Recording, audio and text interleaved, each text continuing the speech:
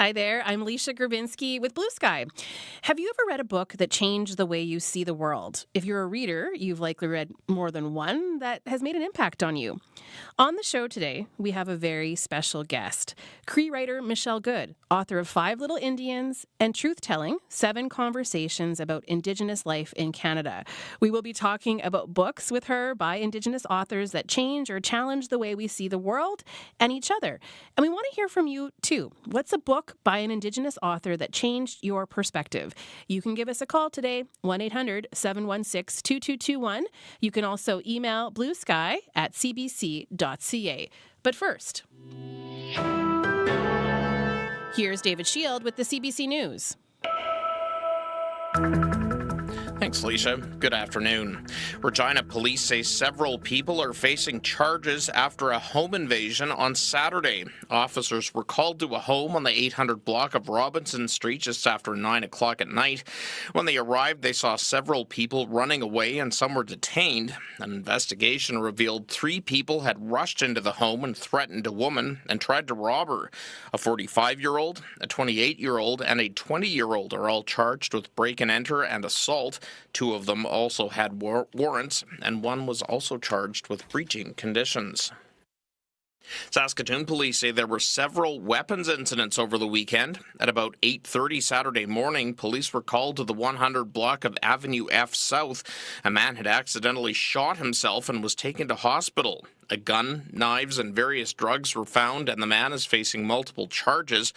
Then, just after 6 o'clock Saturday afternoon, a home on the 100 block of Avenue P South was shot at. The person in the home said she heard a pop, and then the bullet came through her window. No one was hurt, and there are no suspects in that case. Then, just after 9 o'clock Saturday night, police were called to the 200 block of Avenue V South for a report of a man with a gun knocking on a door. They didn't find him there, but got a vehicle description. After a traffic stop, a 17-year-old was found with an air pistol and a hatchet. He's facing weapons charges and also a charge of breaching conditions. No charges will be laid after a child was hit by a vehicle while riding their bike in northwest Regina. Police say it happened at the intersection of Arneson Street and Rochdale Boulevard Saturday night. The 12-year-old was riding across the street in the crosswalk, but the lights weren't flashing. Police say the driver tried to stop and stuck around after the collision. We're told the child was taken to hospital to be looked over, but police didn't say how badly they were hurt. A group of newcomers to Saskatchewan have spent the last 4 months learning all about Indigenous culture and history. The in-depth program is provided by the Saskatoon Open Door Society. Newcomers have received first-hand experiences. They were created in collaboration with First Nations elders, knowledge keepers, and community members. Dolores Wohlbaum is project lead of the Indigenous History and Culture Project at the Saskatoon Open Door Society. It's important that newcomers to Canada, the most recent newcomers to Canada, learn about history, the breach of treaties, and the impact of colonization now, how to be allies, how to help move things forward so we truly are a community of inclusion. The goal of the project is to promote inclusivity and respect within the community, but also to encourage newcomers to be mindful of the truth and reconciliation calls to action, plus the calls for justice around missing and murdered Indigenous women and girls. At 3 minutes after 12 o'clock, it's 14 degrees in Regina, 13 degrees in Saskatoon. This is CBC News. The U.S. Surgeon General is urging Congress to impose mandatory warning labels on social media platforms. He wants advisories like the ones found on tobacco products to alert people to the mental health risks. Chris Reyes reports. America's top doctor calls the mental health crisis in young people an emergency. Now, a warning label would help parents to understand these risks. And we have data from tobacco warning labels that in fact tells us that they can be helpful in changing awareness and changing behavior. Dr. Vivek Murthy compares the harms of social media with that of unsafe cars, planes, and food. He said you can't put all the responsibilities on parents when it comes to regulating social media use, adding that even young people are sharing stories with him asking for help. Talking about how it makes them feel worse about their body image, how it makes them feel worse about their lives as they're constantly comparing themselves to others. Dr. Murty acknowledges that the harms of social media have not been definitively proven, but he argues that Congress doesn't have the luxury of waiting for perfect information. Chris Reyes, CBC News, New York. Canada's defense minister insists it was the right time for a Canadian naval ship to dock in Cuba. Bill Blair is facing questions as to why HMCS Margaret Brooks stopped in Havana. It was in port at the same time as two Russian naval vessels. Blair says the request was made by Navy leadership. And on their behalf, we asked if they could go in to that harbor. They were doing their job. And as I've said, their job is to demonstrate our presence, to demonstrate our naval capability, and to demonstrate and assert Canada's commitment to safe and open waters throughout the Americas. That's why we were there. The Russian vessels are now on their way towards Venezuela. Cuba is backing Russia's war in Ukraine, with Cuban soldiers even fighting alongside the Russian army. And later today, the governor of Maryland will be issuing more than 175,000 pardons for marijuana conviction. They're being offered primarily to those convicted on misdemeanor possession charges. Recreational cannabis use was legalized last year in Maryland. It followed a referendum that received 67% support. And Leisha, that's the news at 12 o'clock. David, thank you. You're welcome. That is the CBC's David Shield. Let's go now to Tyreek Reed, who has the forecast. Hello, Ty. Hi, Alicia. Happy Monday. Same to you. Thank you. So we are being met with cooler temperatures to start our week. We're sitting below seasonal today throughout most of the province. In central areas of the province, we are actually seeing daytime highs around 13 degrees for folks in areas like Lloydminster. In the Churchill region, we are also expecting highs between 11 and 15 degrees today. To the north, we can expect daytime highs around 6 degrees in Uranium City. And down south, we are expecting highs around 16 in Regina. So yeah, definitely not where we want to be, just a few days away from the official start of summer. Now, we were met with some pretty strong winds yesterday. We won't have to worry about that down south, but as we head into central areas and in the Churchill region, that's where those stronger wind gusts will be today. They'll be gusting near 40 today. In the northeast, those gusts will be between 50 and 60. Now, we are tracking a system of rainfall in southern Saskatchewan today. This system is heading eastwards and will do so throughout the day and into tomorrow morning as well. We are expecting between 5 to 10 millimeters of rain by the end of day today in that region. But tomorrow we could see heavier showers, which will bring amounts near 10 to 20 millimeters. To the west, we are also tracking precipitation. This does have the potential to turn into thunderstorms in areas like Buffalo Narrows and Meadow Lake. Along with these systems of low pressure in the province, we're being met with mainly cloudy skies to start our week, and we can also expect similar weather systems tomorrow as well. But, as we head further into the week, it will definitely start to feel a lot more like summer. We're going to see those temperatures really start to climb and that sun start to come out once again, Leisha. Good. I won't need mitts by the weekend. I You wore will little not. mitts on my walk to work this morning. I woke up and it said 5 degrees. Oh my, I'm so sorry. I feel responsible, even though it's not my fault, but I do feel responsible. I'm so sorry, it was Leisha. a bit of a shock when I woke up. I thought we were over this cool period, but we not are not. yet. But Almost. Soon. Ty, thank you. No problem. That is Tyreek Reed with today's weather forecast. Right now in Saskatoon, we're sitting at 14. Regina also 14 with some light rain.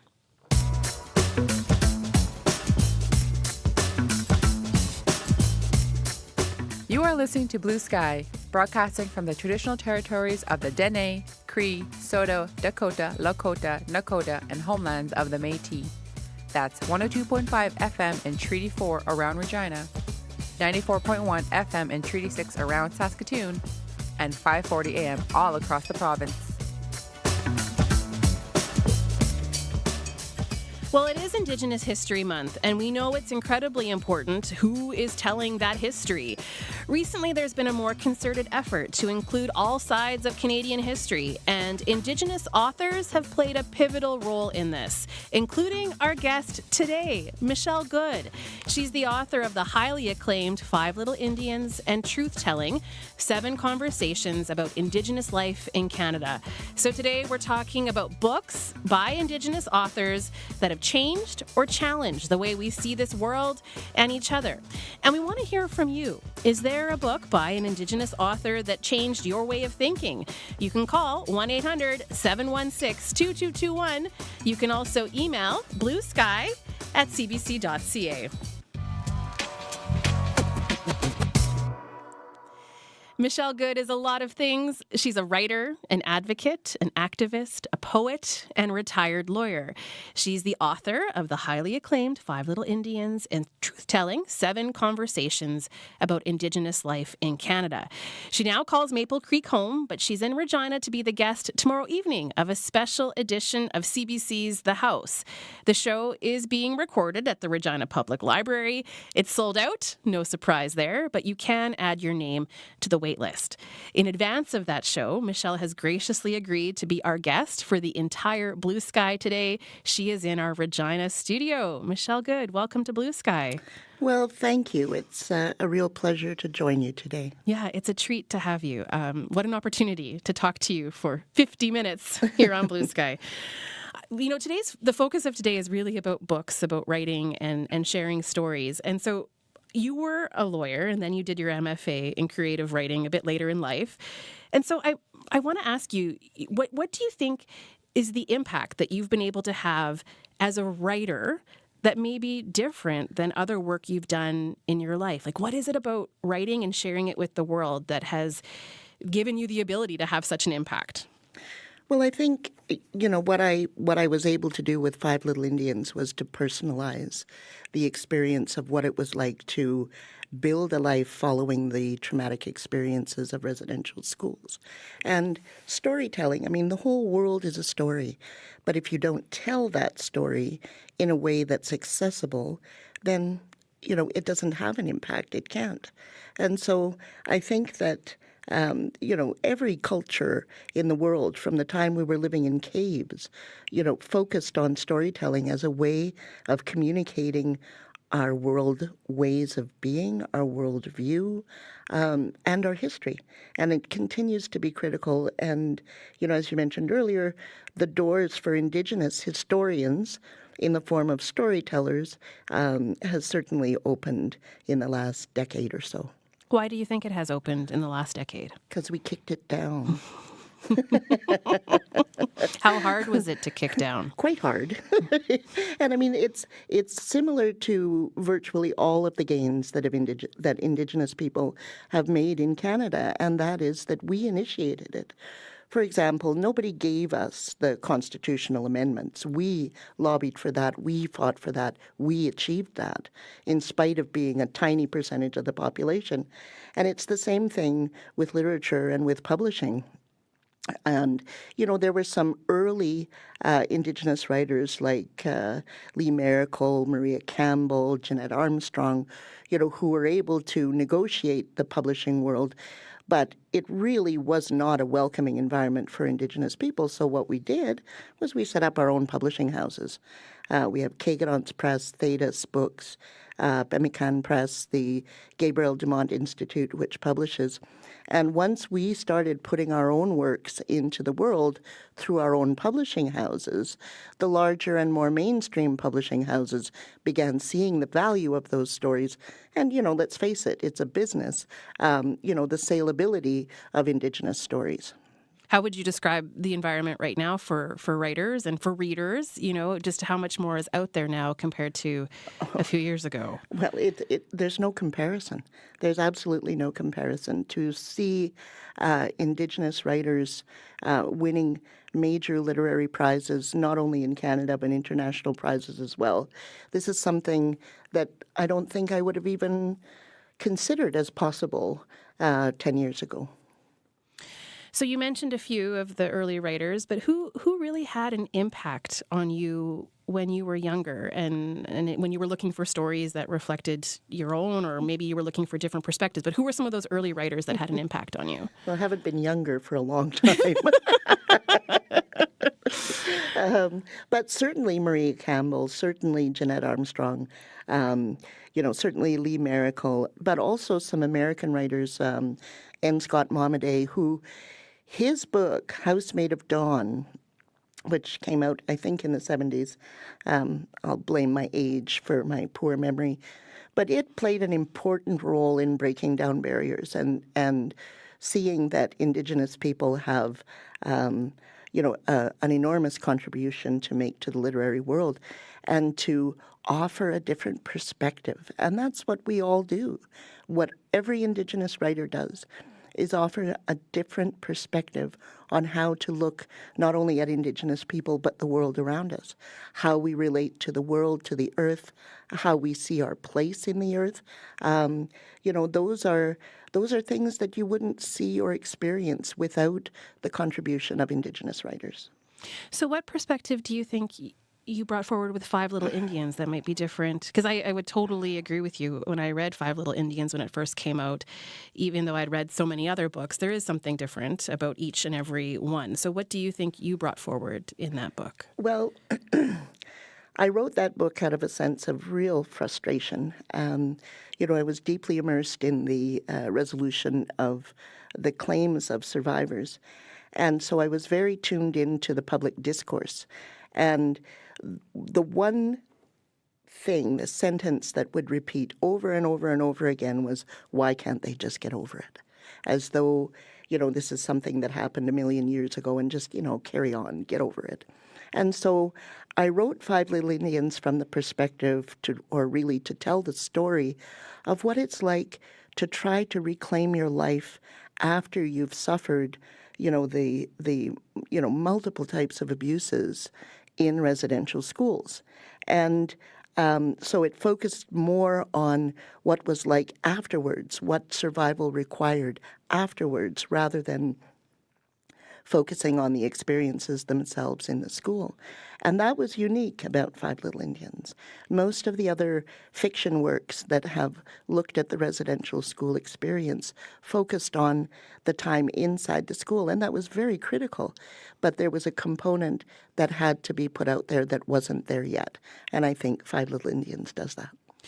You have to help fill in the blanks if I'm not remembering entirely correctly, because it has been a while since I've read it. But something that did stay with me was this image of one of the characters, a woman, getting on the bus to leave and going to the city with next to nothing or just a few bucks. Like, I think did she just have enough money to pay for the ticket? And that idea of trying to start a life over in a city with nothing, that stayed with me. Well, and there's more to that if you flesh out that experience. Yes, she's in this tiny little community, didn't even live in the community, was sequestered in the residential school, which was a boat ride away from the town. And then, she was there from the time she was 5 until she was 16 and has never seen a city, has never seen a bus, has never seen a ferry, and is just suddenly left on her own. And the reason, of course, is because the government stopped funding the care of children, care loosely defined, once they reached the age of 16. So off they go. And, with nothing in their pocket, and they just left with whatever resources that they can muster themselves to try to survive. And, to do that when you are most likely suffering from anxiety, PTSD, all of the things that arise from the abuses they experienced, was really a frightening experience. And that was little Lucy, my character Lucy. And I really, really wanted to convey that, shock of being placed in that circumstance and what a challenge it was. What kind of reaction did you receive to that book that maybe gives insight into what books can do, or insight into just where we're at as a country in trying to deepen our understanding of our history? What kinds of reactions give you a bit of insight?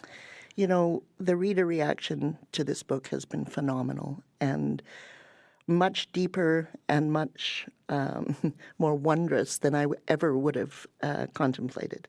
I've received hundreds and hundreds of emails from readers who have, and the message that they're sending to me is consistent, that it changed the paradigm, that it changed their way of looking at the impact of residential schools and looking at how that impact is not just with the direct survivor, but in the entire community, because, of course, we didn't experience this just as individuals. We experienced this collectively as well. And so it's been profound. It's been, I don't know how many times I've found myself in tears listening to someone say something to me like, I just didn't know, but now I'll never forget.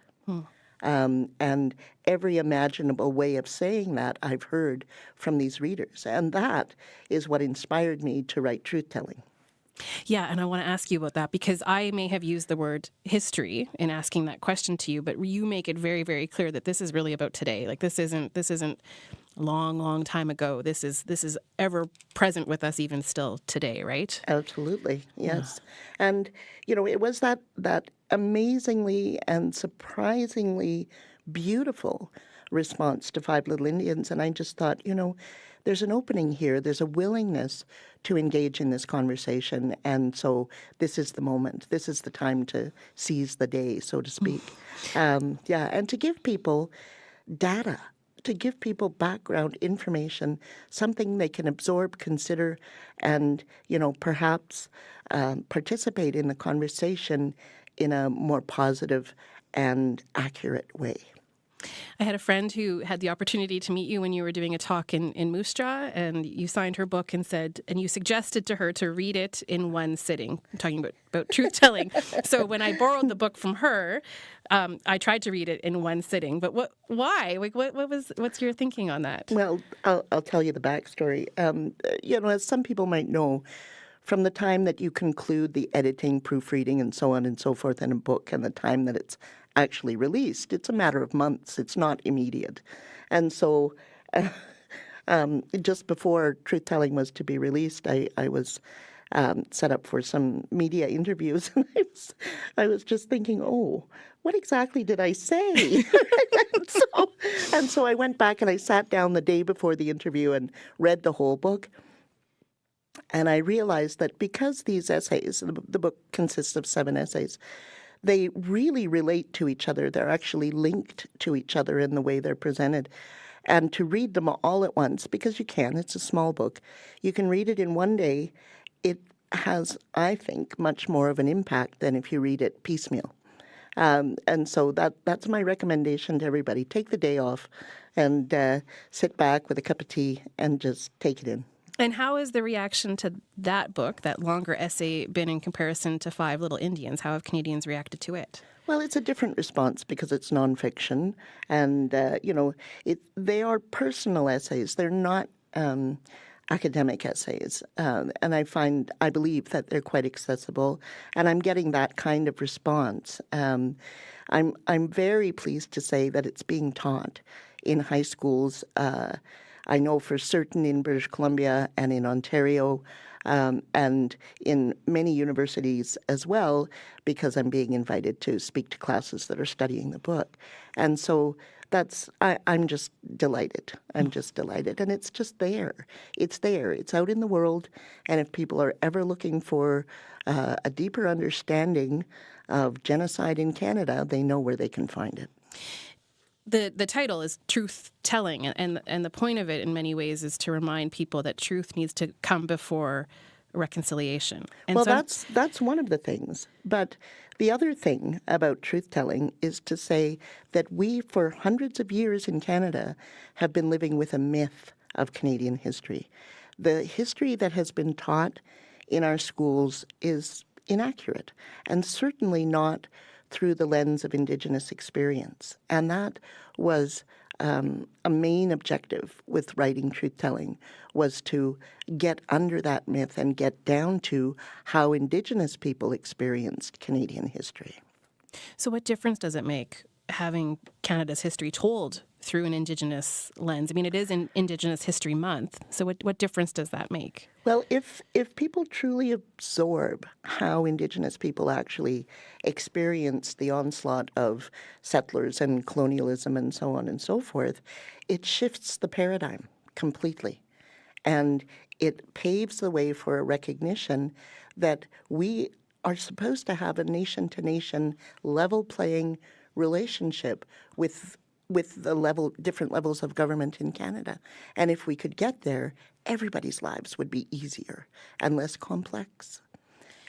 And how, the big question is, how do we get there? One thing I want to just unpack a little bit with you is following the Truth and Reconciliation Commission's release of calls to action, we have seen more land acknowledgements. And I'm wondering about moving beyond symbolic, words that might mean reconciliation, that might be somewhat performative, and turning that into actual reconciliation. What are your thoughts on that? Well, I think I refer to some of these land acknowledgements in truth-telling as an absent-minded genuflection.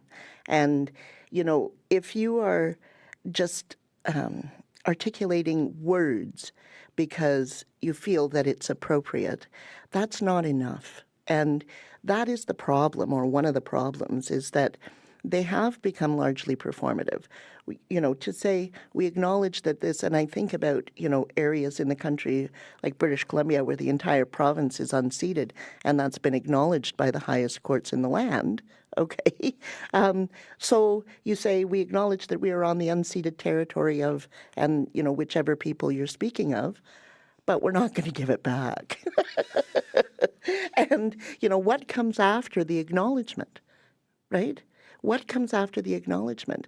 And that's where we're falling short, is that we are moving forward as a country in terms of recognizing these things, recognizing that there were peoples living here for, tens of thousands of years before, settlers arrived in this country.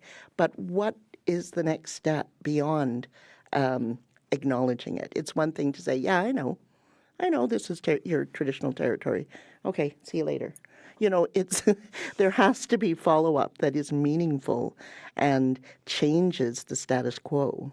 And as part of that reading and reading those different perspectives and better understanding the truth through an Indigenous lens, and getting back to books, like what other books might you recommend that would help broaden people's perspective? Absolutely. You can never lose by reading.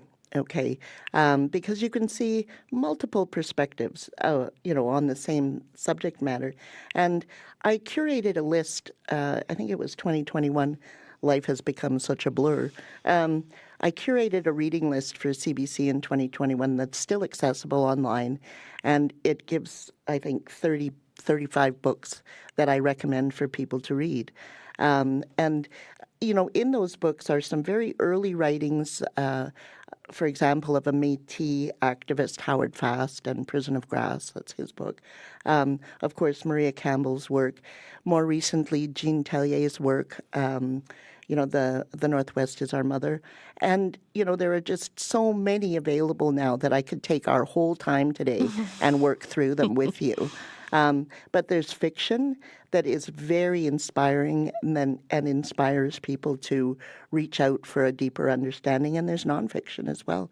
But there's so many out there these days. It's just a joy to me. Well, we're going to spend the next half an hour talking about books so we can talk more about some of those examples. And we do hope people will call in as well to give us... To share with us books they've read by Indigenous authors that have helped shift their perspective. So 1-800-716-2221 is the phone number to dial. You can also email us, bluesky@cbc.ca. David has already sent an email, and David writes, as a non-Indigenous person, I much enjoyed Son of a Trickster by Eden Robinson, which gave me a glimpse into a world that I didn't know. Michelle, have you read Eden Robinson? You've probably heard her laugh. That's what she's known for, is her delightful laugh. I lived in northern BC, and so I turned to Eden Robinson because she was from Kitimat, and it helped give me a sense of place. I was living in Prince Rupert and wanted to know more about coastal living, and so that was one of the reasons why I turned to Eden Robinson. And obviously, you said you've read her too. Well, I was also born in Kitimat. Oh, you were? Yeah. I didn't know that. I tell her, there must be something in the water. But, and Eden's works are, her first book was quite a long time ago. And so she's been an important voice, for many years now. One of the books that I really highly recommend is called Clearing the Plains. by James Dashik, and it's a nonfiction book, but it is a brilliant account of history, Canadian history and is far more articulate with respect to the Indigenous speaker or the Indigenous experience than some of the more non-Indigenous writings. Another book that I highly recommend for anybody that is interested in media is a book called Seeing Red by Anderson and Robertson. And that book focuses on how historically the media presented Indigenous people as violent and as uncivilized and as, they would take an incident and it would, without fail, blame Indigenous people for whatever, problem was arising in that circumstance. But it's a very interesting analysis of how the media developed its attitudes about Indigenous, or not, maybe not attitudes, but the perspective that it put forth about Indigenous people in Canada. And it has some really brilliant examples of that, going into various media archives to do it. Another one, we've heard very often in recent times the issue of pretendians and individuals and groups trying to establish themselves as having Indigenous ancestry. And it's a huge problem for many reasons. And there's a book called Distorted Descent by Daryl LaRue, which is just phenomenal research about this whole phenomenon, and I recommend it highly as well. We're going to talk more about that in just a moment, but I just want to pause for a second to check in with the CBC's David Shield, who joins us right now with news headlines. David, what's making news today? Well, police in Saskatoon are investigating after a string of weapons calls this weekend. A home on Avenue P South was shot at Saturday afternoon. The woman in the home heard a pop and a bullet came through her window. With about 35 seconds left on the clock, the Saskatchewan Roughriders went on to narrowly beat the Hamilton Tiger Cats last night. The final score was 33-30, and it's all thanks to a field goal from Brent Lother just 10 seconds after a touchdown tied things up. And the Saskatoon Open Door Society is offering a course teaching new Canadians about Indigenous culture and history. The group works with First Nations elders, knowledge keepers, and community members. The project's head says it's important newcomers learn about Indigenous history and the breach of treaties. And I'll have a full newscast for you coming up at 1 o'clock. Before you go, though, David, you've got a book you would recommend that changed your perspective? I would probably say The Northwest is Our Mother by Jean Taillé. Who Michelle was just mentioning. Yeah. I heard that. But, really good. Gives a really good, I think, perspective from the Métis on when colonization was happening and sort of how they tried to adapt to it, and then everything kept going south on them. And, but yeah, it's really good. Learned a lot from it. So there you go. The Northwest is Our Mother by Jean Taillé. Yes, a name that we've come to know lately because she's been very outspoken about pretendians. And so thanks, thanks, David, for that. Appreciate it. Sure. That is the CBC's David Shield. Our guest today is author Michelle Good, who is Cree. She calls Maple Creek home, but she's in Regina right now because she's going to be a guest tomorrow evening in a special edition of CBC's The House. She's with us on Blue Sky today. We are live streaming on YouTube, so you can find us by searching for CBC Saskatchewan. You can see us, and you can call us with books that have changed your perspective by Indigenous authors, 1-800-716-2221. You can also email bluesky@cbc.ca. Michelle, I hear you were cheering for the story about engaging with newcomers and teaching Indigenous history. I think that is a beautiful step towards reconciliation.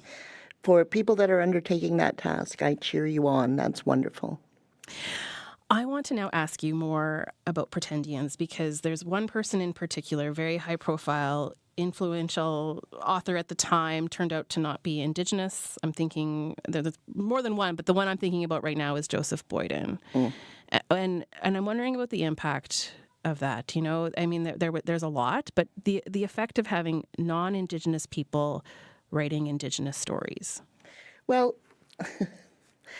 the problem with that is that pretendians are really, non-Indigenous people are really attracted to pretendians because they're palatable Indians, okay? They're palatable to non-Indigenous people because they don't provoke them. They don't require any kind of change of, thinking or anything like that because they're white people, right? Because they're not Indigenous to begin with.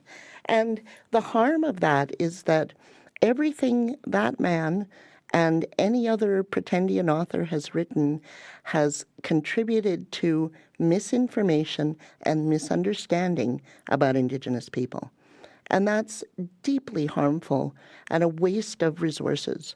I think of all of the brilliant Indigenous writers who could have had their works published in the place of those, who are fundamentally fraudulent and self-interested in pretending there's something that they're not. Yeah.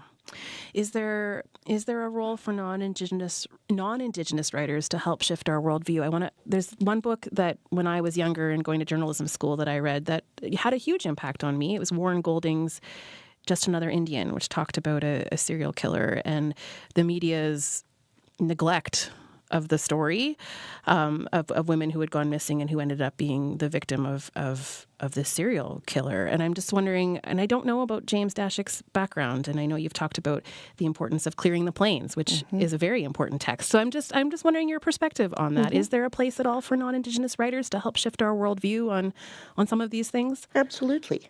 The issue is, don't pretend that you are writing, speaking, communicating from an Indigenous perspective, because you're not. Okay.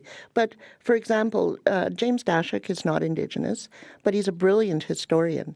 And what he's chosen to do is to tell that story truthfully. And anybody, regardless of whether they're Indigenous or non-Indigenous, is capable of telling the truth.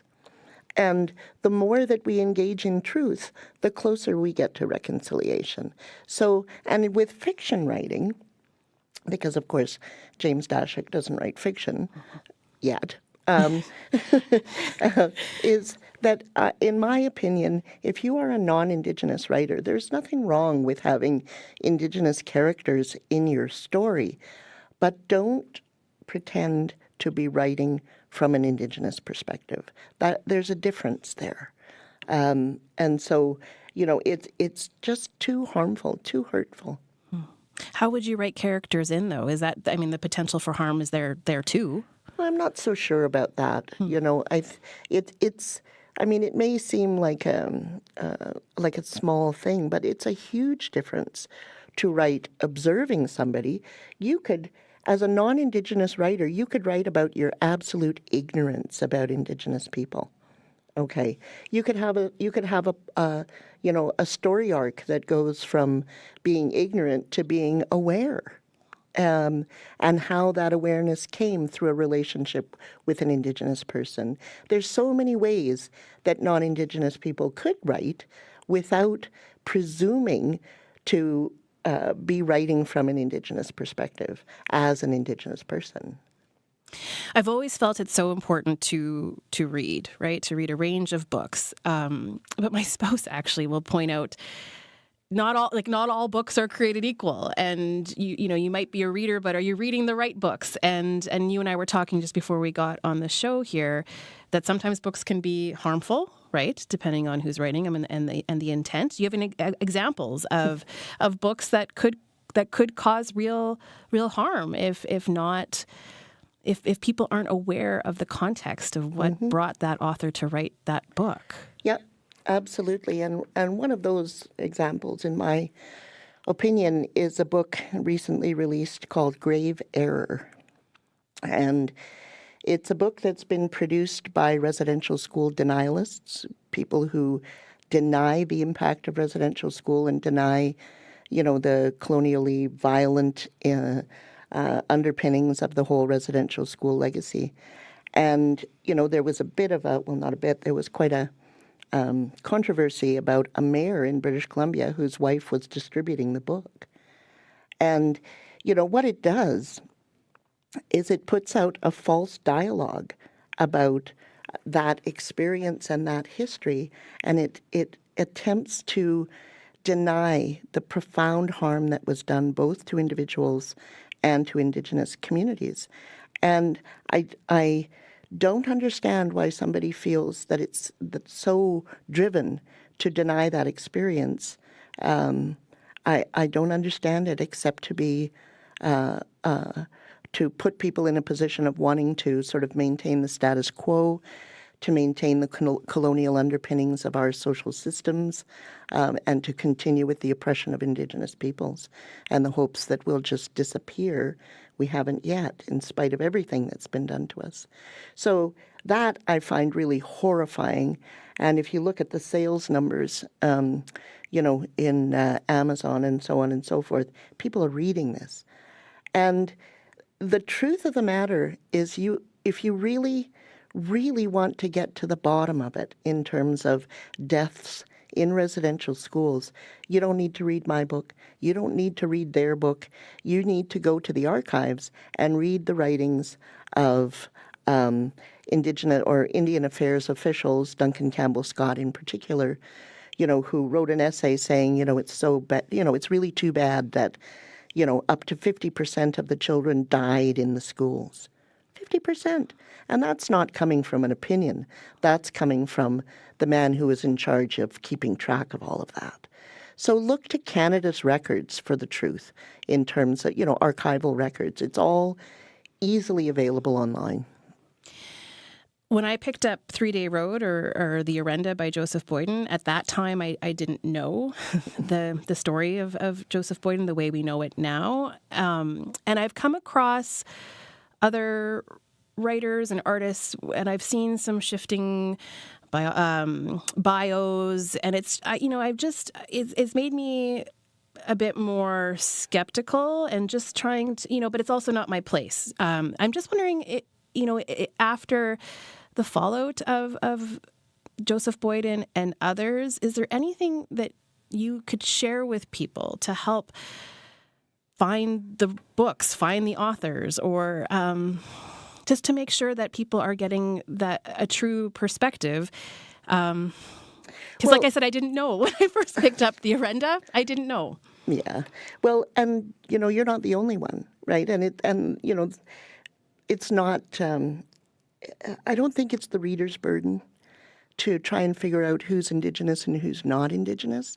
I think it's the publisher's burden. And I think publishers are becoming far more sensitive to being certain that the authors they're promoting are, in fact, Indigenous people. And, the harm that people like Joseph Boyden do is that for all of the books that he published, he took the place of an Indigenous writer whose work did not get published. And, that's just awful. It's so unforgivable, to stand up and pretend you're something you're not, but not only stand up, but to stand on the neck of an Indigenous person. I'm speaking today with Michelle Good, who's a Cree writer, author of 5 Little Indians and Truth-Telling, 7 Conversations about Indigenous Life in Canada. We're talking about books today. She calls Maple Creek home, but she's in Regina to be the guest tomorrow evening of a special edition of CBC's The House, and she's been gracious enough to join us for the entire Blue Sky today. If you have book suggestions, a book that changed your perspective, give us a call, 1-800-716-2221. You can also email bluesky@cbc.ca. We do have a caller on the line, Jen in Langham. Hi, Jen. Hey. You've got some books to share with us, some suggestions? Yeah, well, I've got about 4. I wanted to talk about children's books. There's 4 that we love, and they do, even though they're kids' books and they're, small, they do still change your perspective. And it's really important, especially at that level, to start talking about a different perspective. So there's a book called Sometimes I Feel Like a Fox by Daniel. It's kind of a double Daniel. Mm-hmm. Yeah, I'm familiar. Yep. Anyways, you know that one. Okay. I love that book just because it sort of blurs the lines between human animals and other animals. And I guess that's one thing I've really That's one way my perspective has changed, especially with like the way First Nations cultures, their language and the connection between animals and the land. So that's one book where I think that the child, the narrator, sort of compares themselves to their emotions to different animals. There's like, a fox and a porcupine and a beaver and a butterfly and a deer. And then I think there was a follow-up to that book called Sometimes I Feel Like a River. So then not just comparing yourself and your emotions to animals, but to like ecosystems. So yeah, that like is mind-blowing actually. And then Julie Flett, I think. Yes, lots of beautiful books illustrated by Julie Flett. Yeah, The Girl and the Wolf, like a different take on Red Riding Hood. So it's just such a contrast to like the European sort of viewpoint of the wolf as evil and, like evil predator. And I mean, there's a huge narrative there about like what the colonizers settlement did to wolves and like the bison. But yeah, just thinking about how animals, they're more complex than just the evil villain, right? Mm-hmm. And did you have one more? And then one more. Okay. Oh yeah, one of my most mind-blowing, like perspective altering was When the Trees Crackle with Cold, which teaches you the language, the seasons of I think it's the Cree language. That one's by Miriam Corner and Bernice Johnson Laxtel, and you learn about the seasons and how the Indigenous people in Saskatchewan, the Cree people, their words for the different moons, and it's just really beautiful learning. Jen, thanks so much for calling. I really appreciate it. Yeah, you're welcome. Take care. You too. Bye.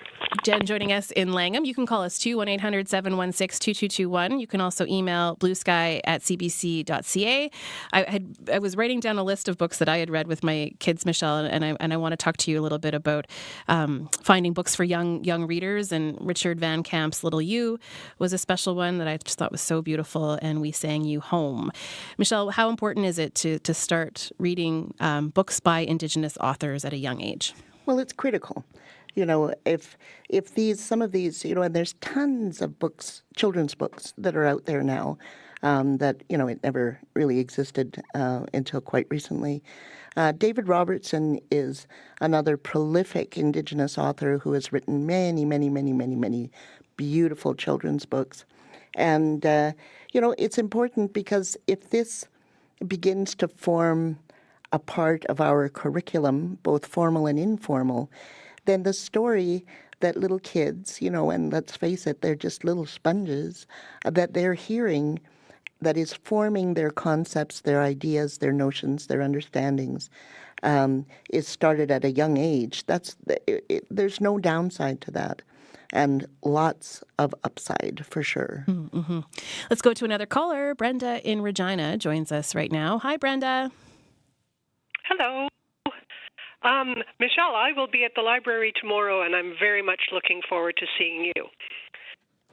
I wanted to mention a couple of books. When I was 15, I read by a non-Indigenous author, Dee Brown, Bury My Heart at Wounded Knee. And this is important to me because all through childhood, I read the Little House on the Prairie series, and all of my heroes were the westward moving pioneers, and I thought, oh man, these are wonderful people.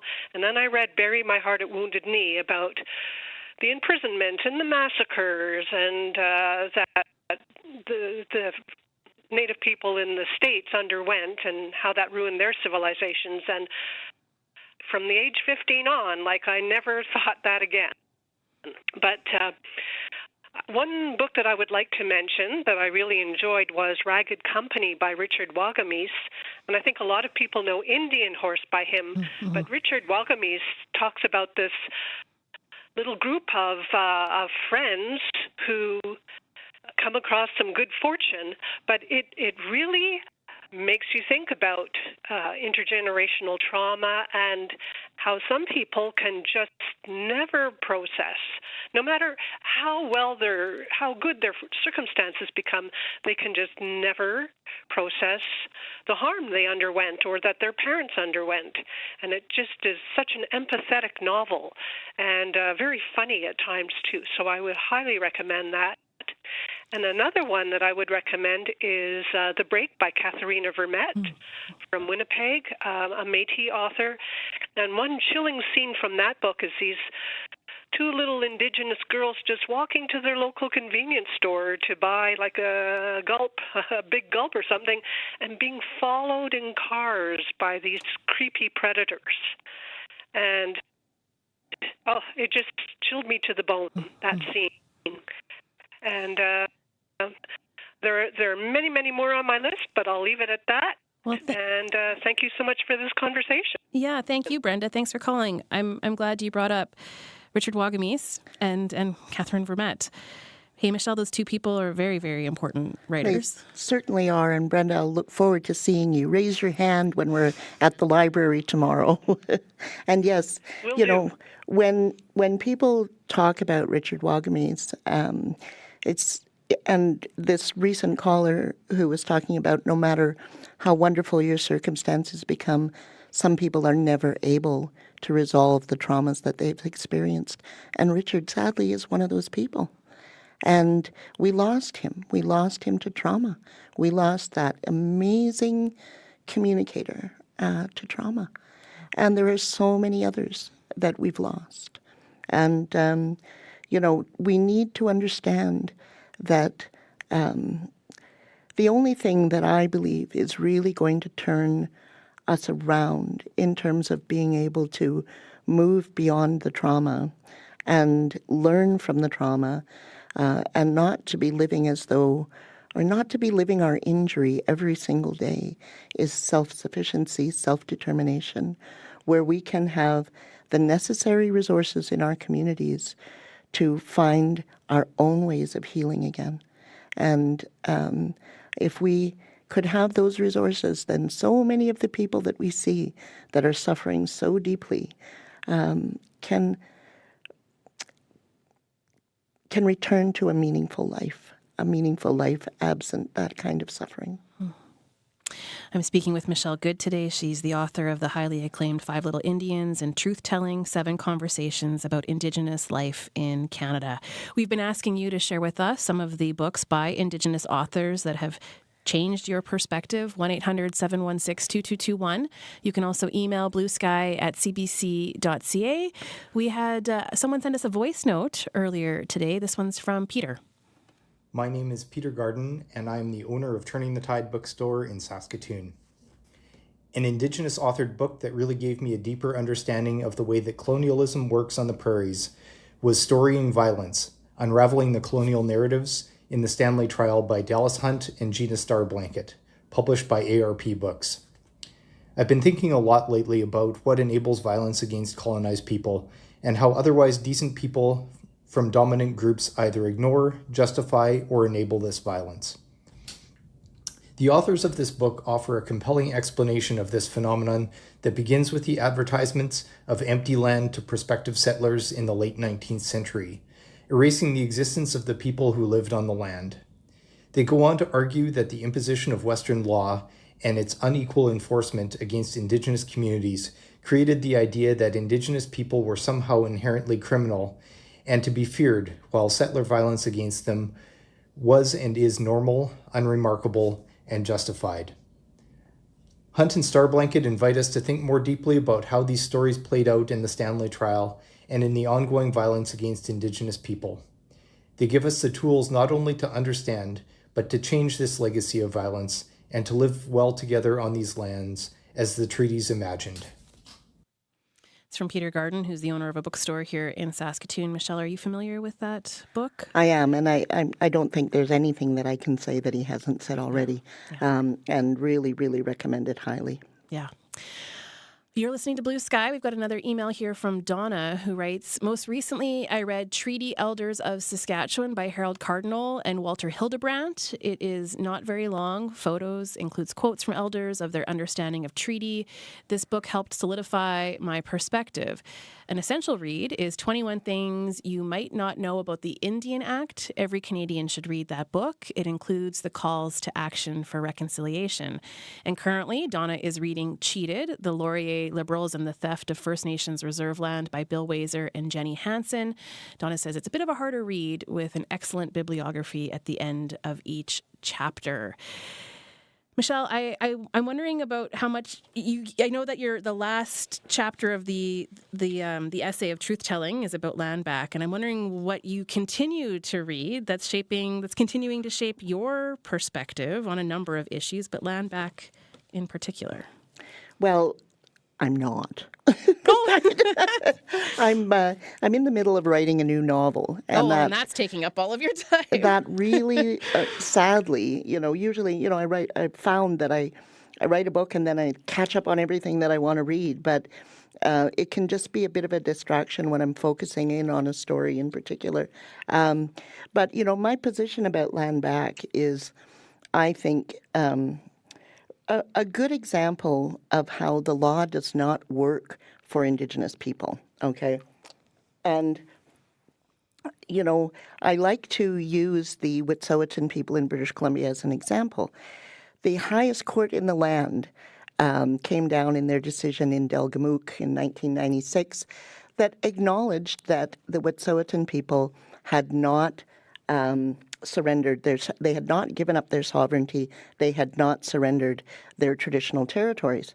That's the Supreme Court of Canada. There's no appeal from that court. Their decision is final. It's on the books forever.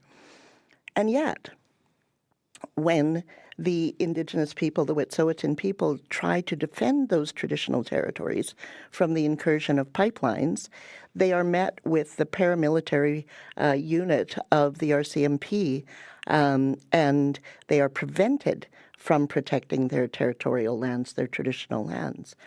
And the reason for this is because the Crown maintains that it holds the underlying title to all land in Canada. And that the history of how Crown land came to exist is probably one of the best examples of arbitrariness that you could imagine. And what that is in the 1100s, a king in England said only the king may own land. And that is the foundation of the principle of Crown land. And so not just us, not just Indigenous people, anybody that holds land in fee simple, the Crown maintains the underlying title and they can take it if they so choose. And so and one of the things that if I walked into a courtroom when I was practicing law and I argued that a law was arbitrary and I successfully argued it, that law would be overturned because arbitrariness is completely opposed to the idea of democracy and fits more nicely in a more, authoritarian fascist type monarchy or regime. And so, how can we say that our highest court has found that these lands, were never surrendered, but refuse to allow the people who never surrendered it to protect it, to nurture it, to live on it, to care for it. And it's that dueling narratives that infuses virtually every aspect of Indigenous life.